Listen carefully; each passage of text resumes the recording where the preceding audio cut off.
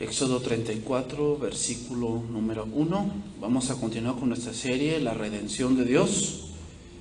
Es el tema número 80. Y ya vamos llegando a la parte final ya del libro de Éxodo, donde vemos cómo Dios trató a su pueblo, cómo lo liberó, cómo... También otra cosa importante, cuando Dios saca a alguien de Egipto, otra cosa que bien importante es el discipulado, ¿ok? Aquí no es de que Dios me sacó y shalala, ¿no? Ya nos olvidamos, no. Después viene la capacitación, ¿ok? Eso fue lo que Dios hizo con Israel en el desierto, los empezó a capacitar. Vamos a llegar a la parte final de Éxodo y vamos a empezar a estudiar un poco la parte de las advertencias, ¿ok? Cuando tú le das una advertencia a tu hijo, obviamente es porque quieres que le vaya bien. O no me imagino que tú le des una advertencia a tu hijo para que pues, le vaya mal, ¿verdad? Obviamente es para que le vaya bien. Bueno, pero antes de esas advertencias viene este pasaje que el título de este tema se titula Pacto Confirmado. Pacto confirmado, ¿ok? Dice ahí, Éxodo 34, 1. Y Jehová dijo a Moisés: alízate 2 tablas de piedra como las primeras, y escribiré sobre esas tablas las palabras que estaban en las tablas primeras que quebraste. Prepárate pues para mañana y sube de mañana al monte Sinaí y preséntate ante mí sobre la cumbre del monte. Y no suba hombre contigo, ni parezca alguno en todo el monte, ni ovejas, ni bueyes pascan delante del monte. Y Moisés alisó 2 tablas de piedra como las primeras, y se levantó de mañana y subió al monte Sinaí, como le mandó Jehová, y llevó en su mano las 2 tablas de piedra. Bien, hermanos, contexto un poco para llegar a este punto. Nuevamente, Israel quebrantó el pacto con la idolatría. Que cuando Moisés quebró las tablas, cuando bajó del monte Sinaí y vio al pueblo en toda su fiesta para Jehová, lo que él hizo fue quebrar las tablas de piedra, por cuanto Israel eso es lo que espiritualmente había hecho. ¿Qué había hecho? Quebrantado el pacto que ellos aceptaron, diciendo: sí, todo lo que Jehová ha dicho, haremos. Eso fue lo que ellos hicieron, quebrantar el pacto. Bueno, en el capítulo 33, que ya lo vimos, ya lo estudiamos, Moisés como intercesor intercede por el pueblo para que Dios no lo abandone. ¿Qué? Entonces, habíamos dicho por decir de la presencia de Dios. Y es que sí, Dios no abandona en el punto de que ya no eres su hijo. ¿Okay? Eso no ocurre cuando alguien peca. O cuando alguien decide llevar una vida sin Dios. Obviamente no dejas de ser el hijo de Dios, pero su presencia no está contigo, es decir, su gracia, su bendición, esa gracia que abre puertas para que tú tengas un buen trabajo, todo eso se empieza a cerrar. Empieza a haber muchas bendiciones que no alcanzas por esa decisión que has tomado de tener una vida contra Dios. Eso es lo que había decidido Israel. Entonces lo que hacía Moisés era salir fuera del campamento e ir a una tienda que él había levantado, la cual llamó el tabernáculo de reunión, lo cual significaba que el hecho de que Moisés saliera del campamento y que fuera al tabernáculo fuera del campamento significaba que la amistad entre Israel y Dios se había roto. ¿Ok? Pero ahora, fíjate bien cómo inicia, que Dios le manda a Moisés que ahora suba al monte nuevamente. Y eso habla de una reconciliación. ¿Ok? Bueno, pero vamos a ver aquí, ¿no? ¿Cómo es ratificar un pacto? Y hay diferentes pactos. Ahora, quiero que entendamos acá. ¿Quién pacta? Dios con el hombre. ¿Okay? El hombre no puede pactar con Dios. ¿Por qué? Porque no tiene los atributos para hacerlo. En un pacto, una de las cosas que se hacía en esos tiempos era que aquel que rompía un pacto tenía que morir. El matrimonio es un pacto. Por eso cuando hay un divorcio, algo muere. Algo muere. O sea, ineludiblemente, hermano, las personas que se divorcian jamás serán las mismas. Jamás. Algo de él murió y algo de él se quedó allí. Ya él no es el mismo, ella no es la misma. Por eso, hermanos, hay a veces que sí, que hay matrimonios que son irremediables, en serio, o sea, ya no se puede hacer nada y a veces el divorcio es algo que viene por consecuencia. Pero siempre aquí en el punto cristiano, hermanos, siempre debemos buscar la reconciliación. Siempre, siempre. Llevarlo hasta las últimas consecuencias. Digo, a veces hay, dependiendo de los casos, no todos los casos, pero a veces hay casos en que de verdad es irremediable. En serio, no se puede ya. Se han hecho tanto daño, han roto tantas cosas que es irremediable. Pero, hermanos, siempre en Dios hay una esperanza, siempre. O sea, no hay pecado que Dios no pueda perdonar. Pero obviamente tiene que haber algunas cosas, ¿ok? Entonces vamos a empezar a estudiar. Éxodo 34:1. Y Jehová dijo a Moisés: alízate 2 tablas de piedra como las primeras, y escribiré sobre esas tablas las palabras que estaban en las tablas primeras que quebraste. Bueno, aquí surge una pregunta. ¿Por qué ahora Moisés tenía que hacer las tablas? ¿Por qué no Dios?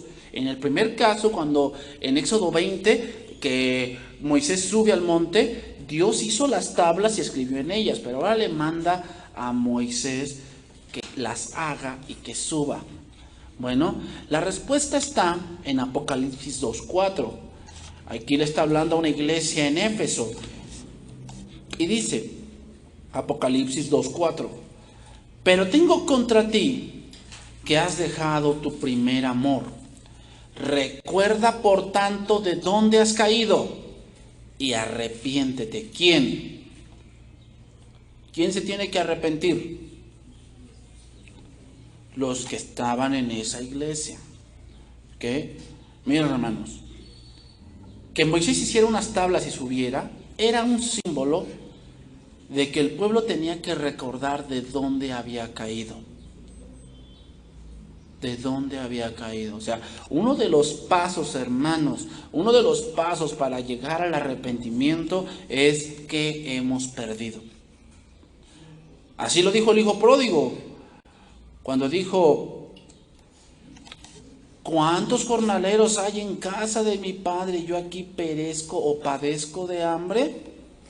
Se acordó de lo que él era. ¿Qué era? ¿El hijo? ¿Y tenía necesidades? No tenía necesidades. Entonces, quiere decir que el pueblo tenía que recordar qué es lo que había roto.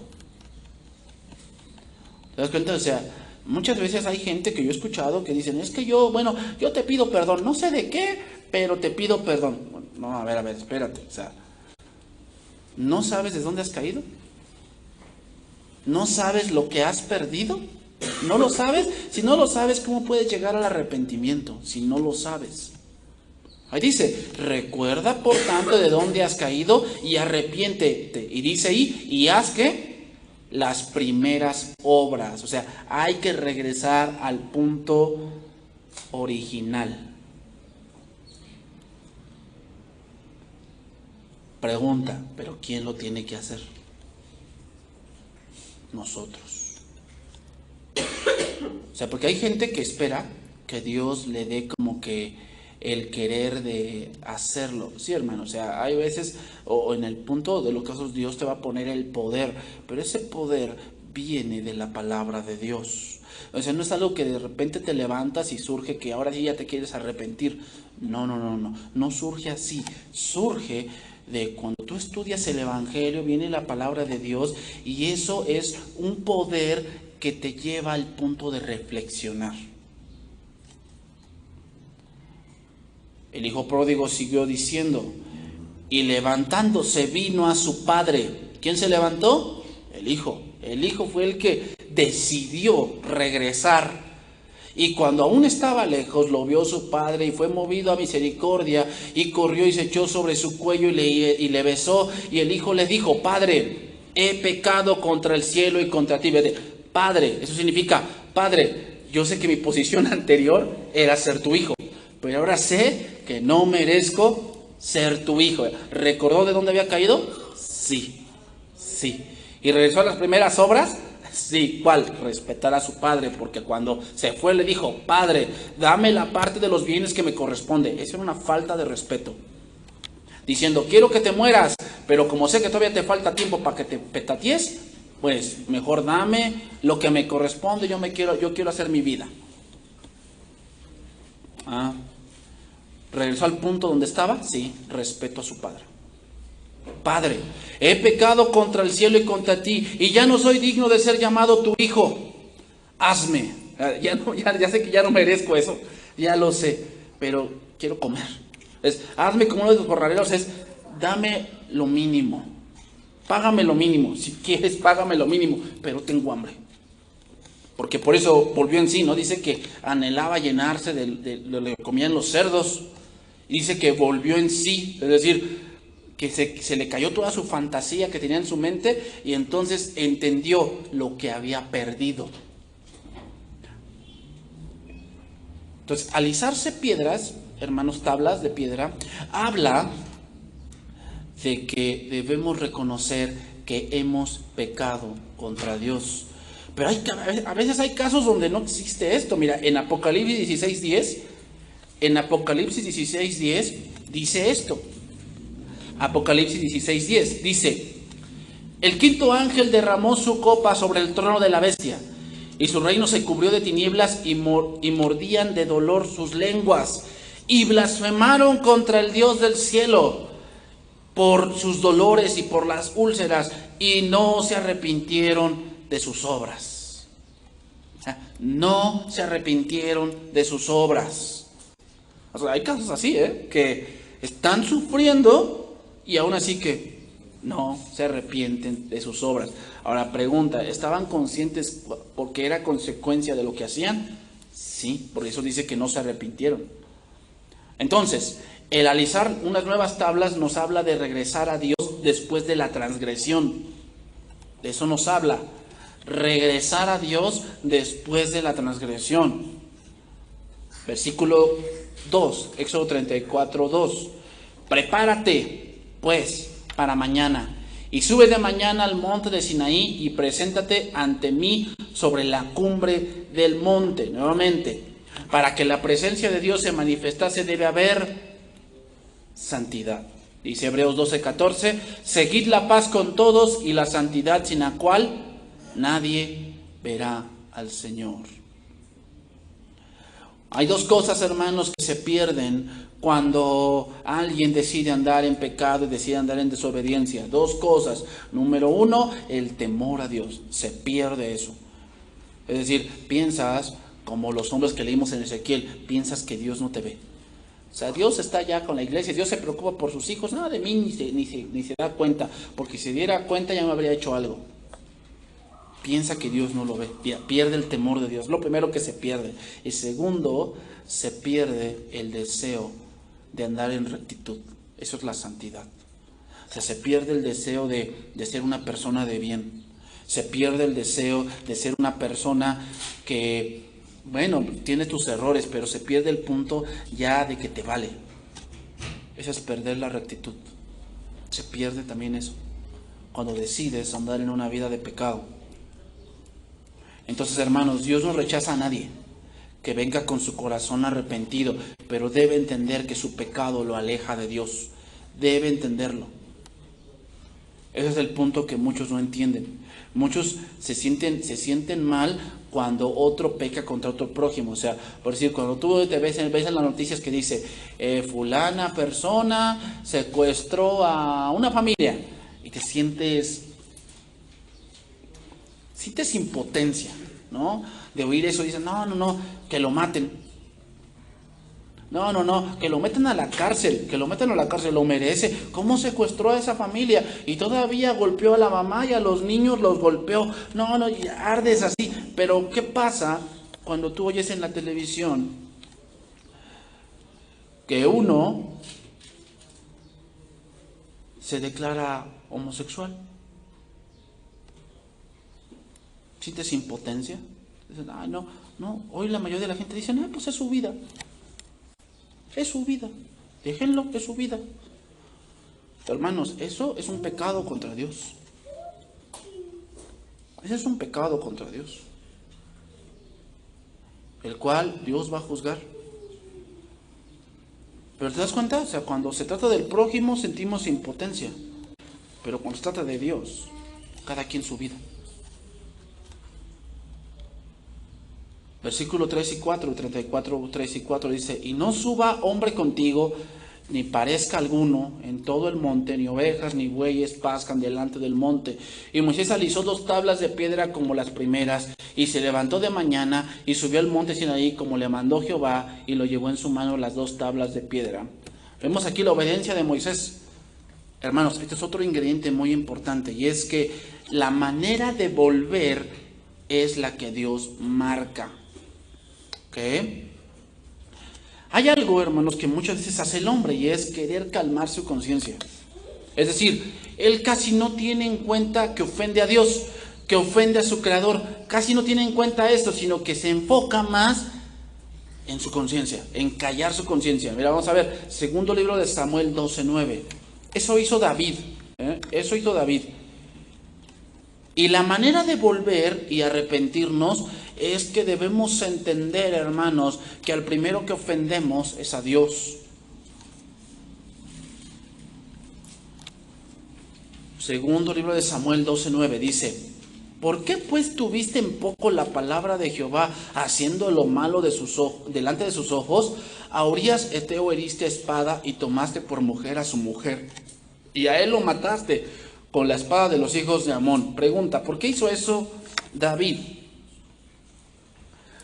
Porque al enterarse de que la esposa de Urías estaba embarazada, algo en su conciencia le dijo que estaba mal. ¿Y por quién se preocupó? Por su prójimo, pero no se preocupó por Dios. ¿Te das cuenta? O sea, el hombre cuando quiere acallar su conciencia quiere estar bien con los hombres, pero no quiere estar bien con Dios. O sea, no se pone a pensar que ofende a Dios. Trata de arreglarlo a su alrededor, pero no lo arregla o no se pone a pensar que ofendió a Dios. Eso es lo que pensó David. David se preocupó por arreglar el problema en lo terrenal, pero en lo espiritual no se dio cuenta. Dice, por lo cual ahora no se apartará jamás de tu casa la espada, por cuanto me menospreciaste y tomaste la mujer de Urías Eteo para que fuese tu mujer.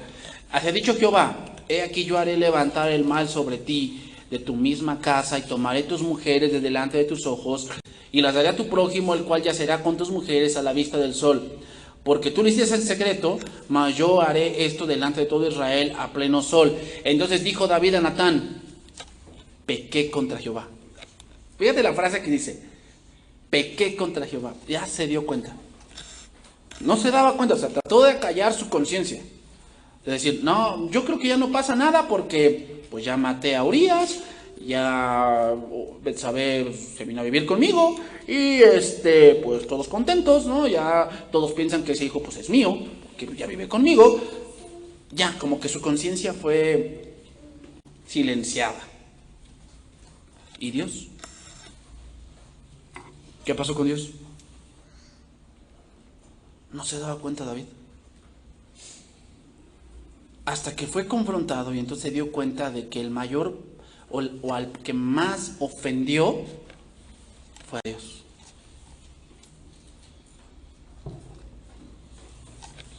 Por eso el hombre, hoy hermanos, hace leyes que agreden la palabra de Dios porque piensan que teniendo la aprobación del gobierno, ¿qué?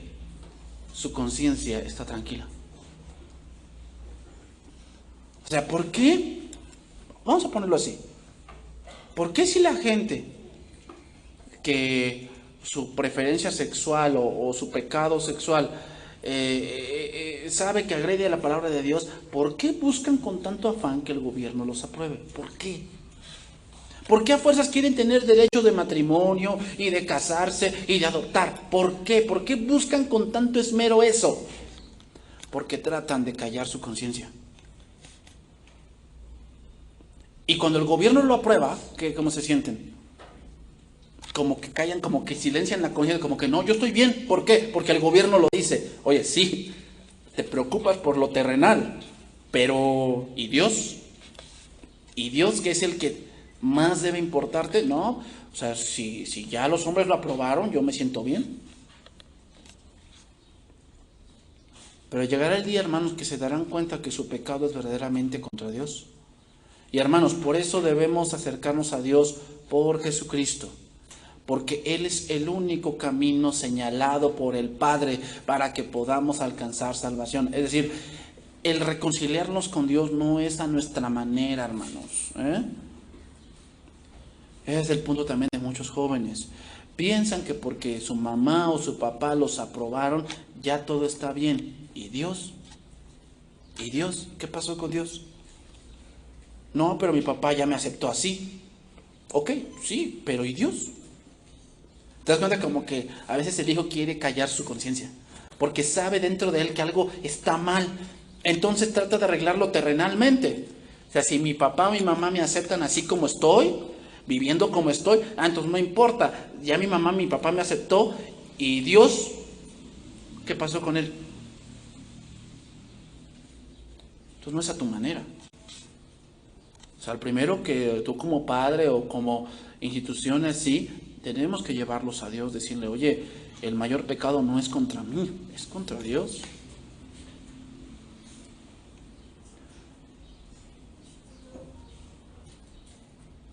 Otra cosa que aquí vemos interesante, hermanos, es que Dios le manda que ahora sí suba. Subir, hermanos, la montaña significa una comunión restaurada. Porque antes, ¿qué hacía Moisés? Salía a una tienda, dice que la nube bajaba y sabían que Dios estaba hablando con Moisés. Pero no subía al monte, sino en una tienda. Ahora Dios le dice que suba, quiere decir comunión restaurada. Seguimos adelante, Éxodo 34:5. Y Jehová descendió en la nube y estuvo allí con él proclamando el nombre de Jehová. Hermanos, esto es una teofanía. Porque obviamente Dios no es una nube. ¿Ok? Dios no es una nube. Porque muchos toman estos versos, principalmente los que estudian el Éxodo, así hablando de una manera científica, y dicen, a ver, entonces, ¿cómo es Dios? ¿Dios es una nube? ¿Y quién me asegura que no en ese momento había niebla? Cosas así. Eso es una teofanía, hermanos. La nube es la manifestación de la presencia divina. La nube nos habla, hermanos, de la complacencia divina, y esto se muestra al descender.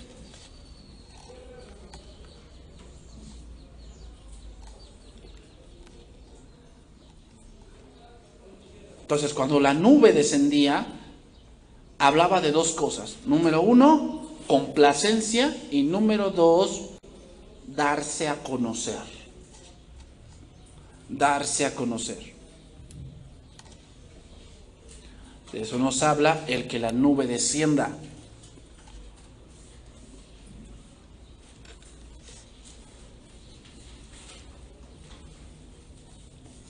Cuando el tabernáculo estaba en medio del pueblo, la nube se descendía sobre el tabernáculo que estaba en medio del pueblo. Pero ahora ya no descendía allí, descendía fuera del pueblo, en una tienda que Moisés había puesto. ¿Qué quiere decir eso? Que ya no había complacencia con el pueblo. ¿Con quién dijo también esto el Señor? Con Jesús. Dice que descendió el Espíritu Santo en forma de paloma, como de paloma, y dijo, este es mi Hijo amado en quien tengo complacencia. ¿Queremos tener la complacencia de Dios? Tenemos que acercarnos a Jesús. ¿Quieres que Dios se revele a ti? tenemos que acercarnos a Jesús. Hebreos 34:6. Y pasando Jehová por delante de él, proclamó: Jehová, Jehová, fuerte, misericordioso y piadoso, tardo para la ira y grande en misericordia y verdad, que guarda misericordia a millares, que perdona la iniquidad, la rebelión y el pecado, y que de ningún modo tendrá por inocente al malvado, que visita la iniquidad de los padres sobre los hijos hasta la tercera y cuarta generación.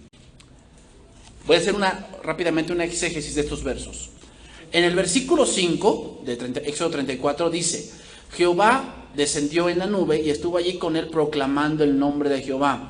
Eso significa, cuando descendió la nube y Moisés estaba en la cumbre, lo que hizo fue invocar el nombre de Jehová. O sea, lo que dice el versículo 5 lo hizo Moisés.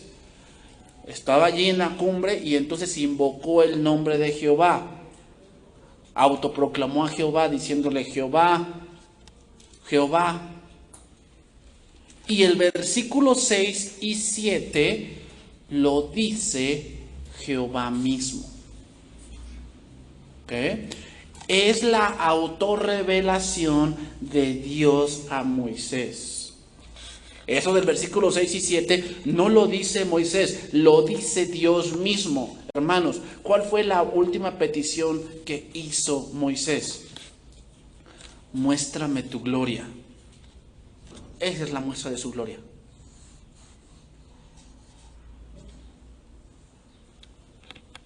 Esa es la muestra de su gloria. Entonces, ¿cómo Dios te muestra su gloria? Cuando se te autorrevela a ti. ¿Cómo es esto? A través de la palabra. Cuando tú llegas a entender un poco del carácter de Dios, sus atributos, la parte de que Él tiene, y que a veces el hombre no entiende, pero tú lo logras entender, eso es que Dios te está mostrando su gloria. Porque empiezas a entender cosas de Dios, y empiezas a ver que Dios no es como tú, y que Dios no es como dice el mundo, y que Dios no es un tirano, y que Dios no es un hombre que mató mucha gente porque quiso. No. Te empiezas a dar cuenta de algo, y eso es ver la gloria de Dios. Eso fue lo que pidió Moisés, ¿no? Muéstrame tu gloria. Aquí está la muestra de su gloria. Esos dos versos, 6 y 7, son la muestra de la gloria de Dios. Entonces vamos a estudiar esos versos, vamos a hacer un poco de exégesis ahí.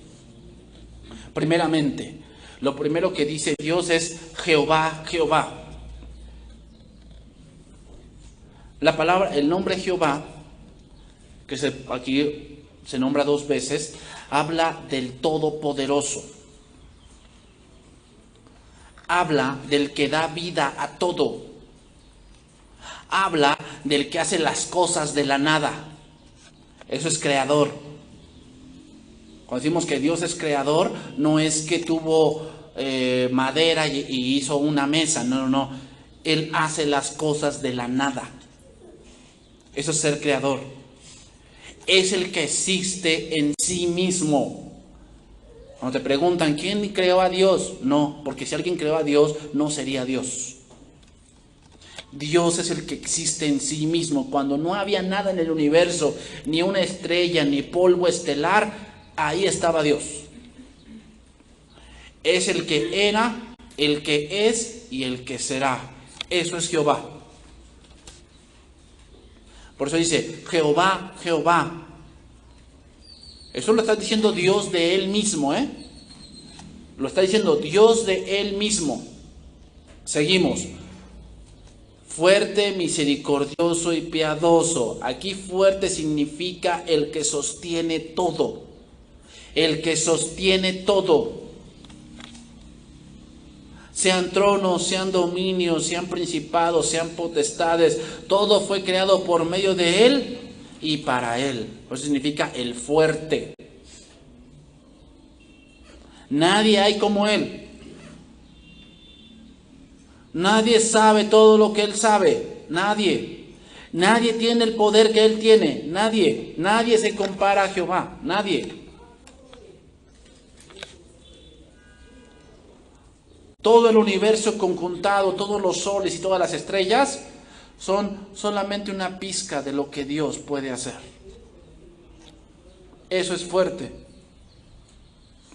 Misericordioso se refiere que se complace en perdonar a aquellos que se postran delante de Él. Es decir, sí, Dios está enojado con el pecado, pero aún así fuera mucho su enojo, si alguien se arrepiente, Dios se complace en perdonarlo, porque Él es misericordioso.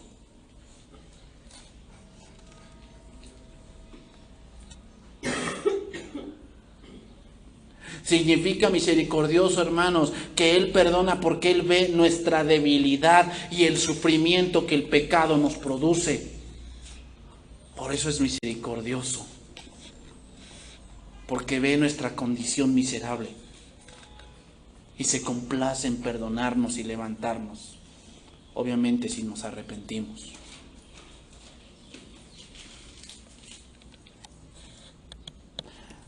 En segundo libro de Samuel, capítulo 24, versículo 13, aquí el contexto es que David censa al pueblo por orgullo.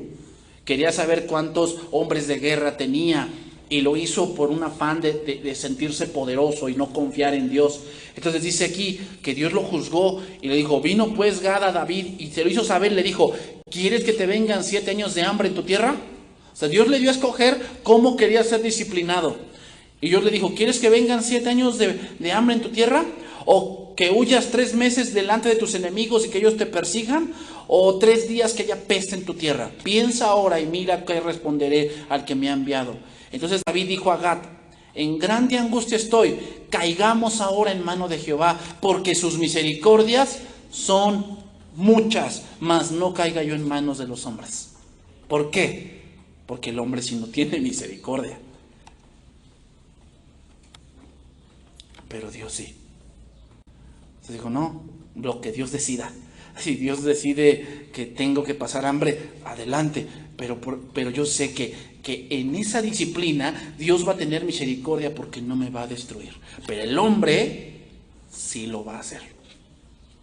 Por eso caiga yo en manos de Jehová y no en la de los hombres. Porque sus misericordias son muchas. Seguimos. Misericordioso y piadoso. Significa esto, hermanos, una gracia otorgada libremente. Eso es piedad. Eso fue lo que tuvo con el pueblo, porque el pueblo allí bailando y danzando inmoralmente, y Dios no los consumió en ese momento, tuvo piedad de ellos.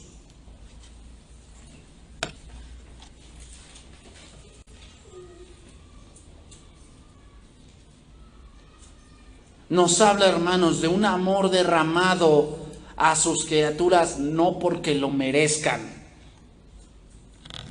En Nehemías 9:31 dice esto, mas por tus muchas misericordias no los consumiste, ni los desamparaste, porque eres Dios clemente y misericordioso. Nehemías 9:31. O sea, ¿por qué Dios no desampara a una gente que a lo mejor ha andado sin Dios, que ha decidido andar sin Dios? Porque Dios es clemente y misericordioso. O sea, que no luego nos da nuestro merecido. Dios es un Dios que es lo que sigue, tardo para la ira. ¿Qué quiere decir esto? Es una expresión hebrea, hermanos. Es un hebraísmo, esto tardo para la ira. Significa que su paciencia es muy larga para los que lo provocan. No quiere decir que no lo ve, sino que su paciencia es larga.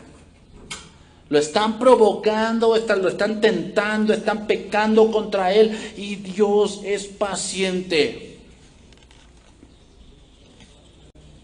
¿Sabes por qué?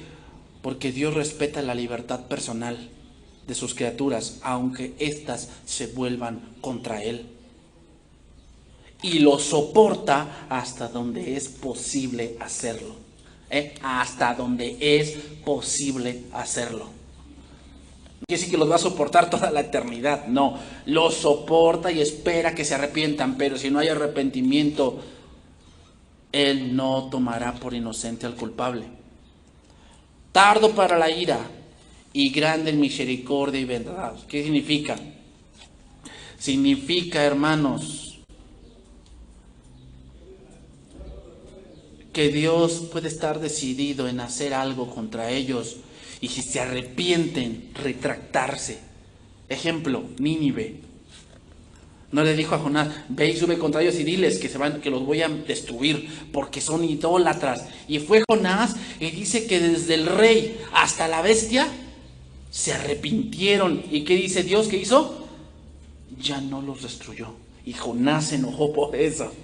¿Por qué? Porque conocía Jonás que Dios es grande en misericordia y verdad.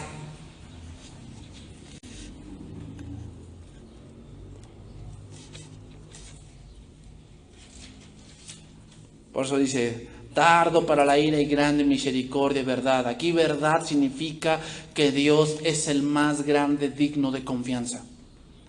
Verdad, eso significa. Que si Dios dice que si crees en Cristo tendrás vida eterna, es verdad. Que si Dios dice que si tú atiendes a la sabiduría te irá bien, es verdad.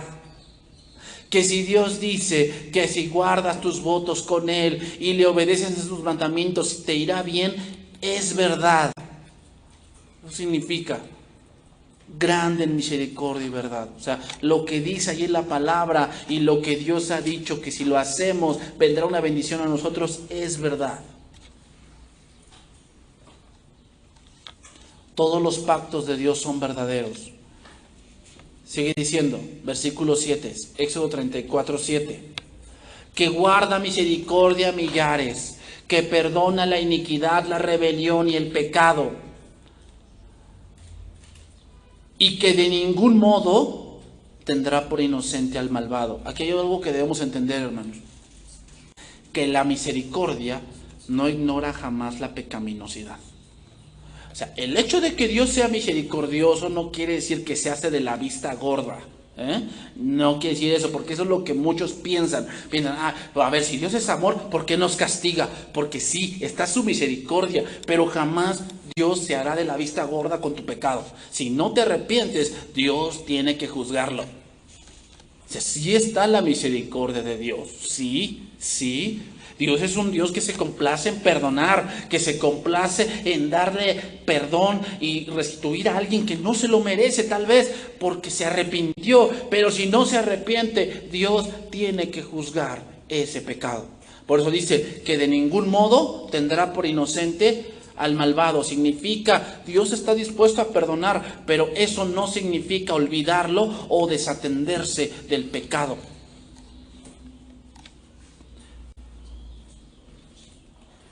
El pecador, hermanos, es culpable a los ojos de Dios si no se arrepiente.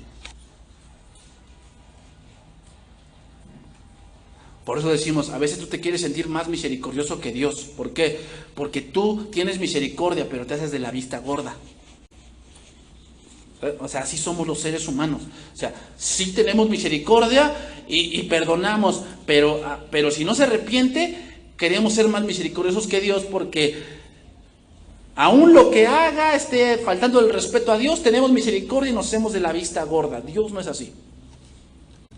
Dios sí tiene misericordia, pero si no se arrepiente, tiene que juzgar ese pecado.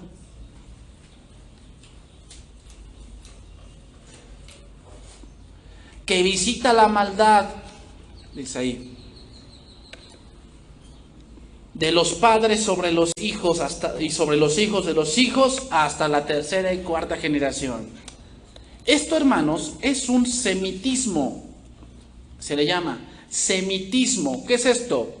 Es un conjunto de doctrinas semitas que era de ese tiempo allá de Israel, indicando permanencia o continuidad. Ahorita te voy a enseñar cómo se aplica esto. Se aplica a quienes Dios odia, a los que rehúsan someter sus vidas a la voluntad divina.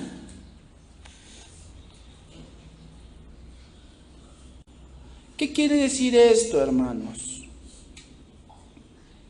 Te lo voy a poner así. Josué 1:5. Vamos a ver ese pasaje y te lo voy a explicar. Porque aquí no, maldiciones generacionales. Eso no existe, hermanos. No existe.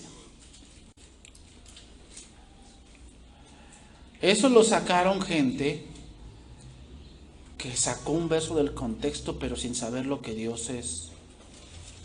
Te voy a explicar a qué se refiere eso. Dice ahí, 1:5 de Josué. Nadie te podrá hacer frente en todos los días de tu vida. Como estuve con Moisés, estaré contigo. No te dejaré, ni te desampararé. Esfuérzate y sé valiente, porque tú repartirás a este pueblo por heredad la tierra de la cual juré a sus padres que le daría a ellos. Solamente esfuérzate y sé muy valiente para cuidar de hacer conforme a toda la ley que mi siervo Moisés te mandó. No te apartes de ella ni a diestra ni a siniestra, para que seas prosperado en todas las cosas que emprendas. Aquí vemos que cuando dice el versículo 5, nadie te podrá hacer frente en todos los días de tu vida. Como estuve con Moisés, estaré contigo. Pregunta, ¿solamente estaba con Moisés? ¿O con toda su generación? Porque a toda su generación lo sacó de Egipto. O sea, aquí sí que estaba con él y con su generación. Habla de continuidad. Ahora, como estuve con Moisés y con su generación, también estaré ¿qué? Contigo. ¿Y con quién? Y con toda la generación de Josué.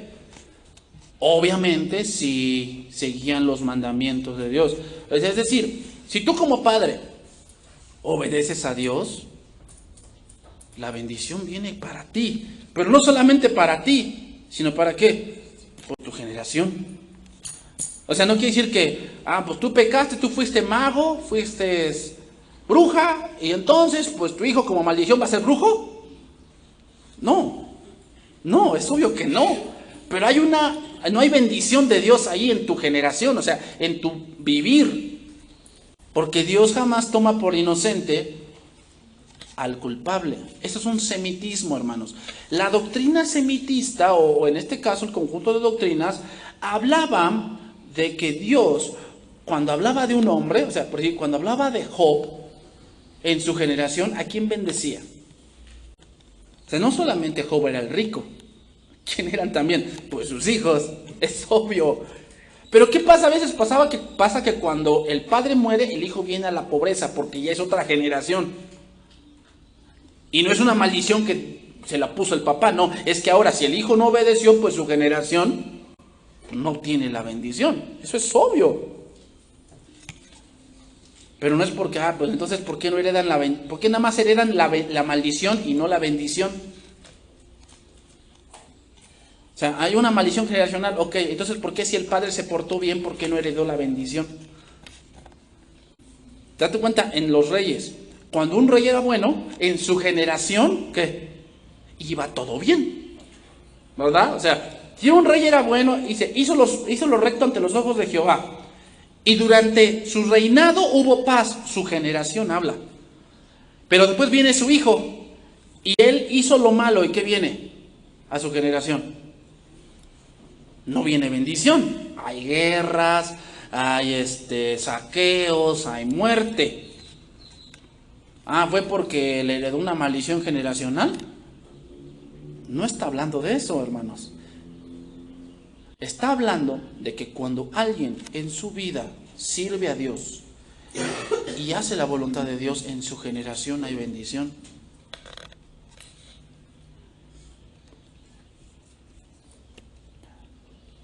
Entonces, Josué, en ese momento, si era fiel, estaría con él y con su generación, que así fue, ¿verdad? Así fue. Por eso dice la palabra en Proverbios, instruye al niño en su camino y cuando fuere viejo, ¿de qué habla de fuere viejo? Habla de una generación, no se apartará de qué? De él, o sea, si en tu generación tú le instruiste a tu hijo, en su generación de su hijo, ¿qué? También le irá bien, porque a ti te fue bien. Terminamos, Éxodo 34:8. Y terminamos. Dice ahí, Entonces Moisés, apresurándose, bajó la cabeza hacia el suelo y adoró. ¿Por qué adoró? Aquí no hubo ningún milagro, hermanos. No se levantó un muerto, ni hablaron en lenguas, como hoy se ve. Pero ¿por qué inclinó la cabeza? Porque conoció de Dios. Hermanos, el siguiente capítulo, o los siguientes pasajes, vamos a ver que el rostro de Moisés resplandecía. Y eso tiene un significado. Pero te das cuenta, o sea, ¿por qué resplandeció? ¿Porque vio un milagro? No, porque conoció de Dios. Jehová, Jehová, fuerte, misericordioso y piadoso, lento para la ira y grande misericordia y verdad. Se enteró de eso, o sea, conoció eso de Dios, y entonces eso hizo que su rostro resplandeciese. Y dijo: si ahora, Señor, he hallado gracia en tus ojos, vaya ahora el Señor en medio de nosotros, porque es un pueblo de dura cerviz, y perdona nuestra iniquidad y nuestro pecado, y tómanos por tu heredad. Y él contestó: he aquí yo hago pacto delante de todo tu pueblo. Ahí pueblo significa ¿qué? Generación. O sea, no solamente la estaba haciendo con Moisés, sino con toda su generación. Haré maravillas que no han sido hechas en toda la tierra, ni en nación alguna, y verá todo el pueblo en medio del cual tú estás la obra de Jehová, porque será cosa tremenda la que yo haré contigo. Ahí vemos el pacto de Dios que fue confirmado. ¿Qué significa? Señor, yo quiero que tú estés conmigo. Confirma tu pacto conmigo, yo quiero obedecerte. Y Dios lo confirma diciéndote: yo haré maravillas en tu vida. ¿Cómo? Te voy a confirmar cosas. Voy a hacer que entiendas muchas cosas. Y no solamente que van a ser bendición para ti, sino para tu generación. Porque será cosa tremenda la que yo haré contigo, dice ahí. El amor de Dios, hermanos, no es un amor sentimental, sino un amor justo. Sin embargo, no es como la justicia humana. No es una justicia legalista donde se paga 1 kilo por 1 kilo, diente por diente y ojo por ojo, sino una justicia cuya misericordia y gracia superan la retribución.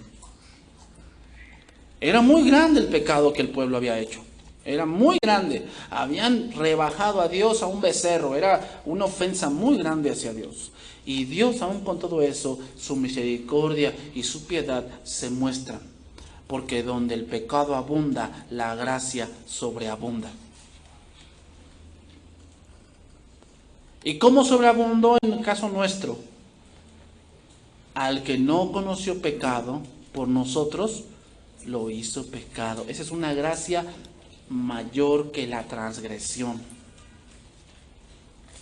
para que nosotros fuésemos hechos justicia de Dios en él. Hermanos, en el principio, cuando Dios hizo a Adán y a Eva, el plan de Dios era que estuviesen con él. Siempre había sido el plan de Dios que Adán y Eva estuviesen con él. ¿Quién rompió el pacto? El hombre. El hombre. El hombre es el que rompe los pactos con Dios. En nuestro caso, ¿cómo se ratificó ese pacto para que podamos estar con él? Al que no conoció pecado, por nosotros lo hizo pecado. Es decir, cuando aceptamos a Cristo y entró en nuestras vidas, el pacto fue ratificado, fue confirmado de que estaremos con él. Porque ese era el plan primario de Dios, pero el hombre lo rompió. Ahora Dios ha hecho un nuevo pacto con nosotros, y ahora sí estaremos con él. ¿Por qué? Porque ese pacto ha sido confirmado. Ese es nuestro Dios, hermanos. Misericordioso y piadoso, lento para la ira y grande misericordia y verdad, que guarda misericordia a millares y que perdona la iniquidad y la rebelión y el pecado, y que de ningún modo tendrá por inocente al malvado. Que Dios bendiga su palabra, hermanos.